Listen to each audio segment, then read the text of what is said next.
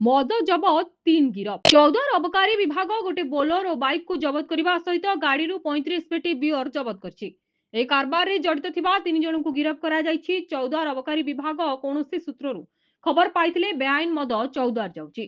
एने एक टीम गाड़ी गुड़ी को धरबारू से मद थिबा देखा पाई। Mansi Nayak inspector excise rural range Cuttack. आज आम गोटे बेसिक मान गोटे इनफर्मेशन को बेस करके आम गांधी छक निकटू आम गोटे बोलेरो सहित 30 पेटी बियर सीज करिछु।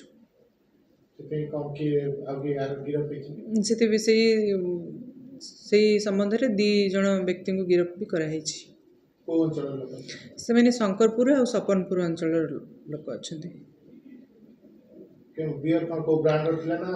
हाँ सेटा नहीं ड्यूटी पेड बियर थिला सेटा हंटर केन बियर थिला सेटा 30 पेटी जार टोटल क्वांटिटी हम 360 लिटर हम आनुमानिक मूल्य आमर 50,000 हम। सेटा तो एबे पर्यंत जना पड़नी पचरा उचरा चालू अच्छी तो सेटा धूमावती दिगरू आसूला आम गांधी छक अटकेलु। जबत मदर मूल्य प्राय 50,000 अधिक होली अबकारी विभाग कहते। गिरफ व्यक्ति माने टांगी सपनपुर और चौधार शंकरपुर अंचल जना पड़ी।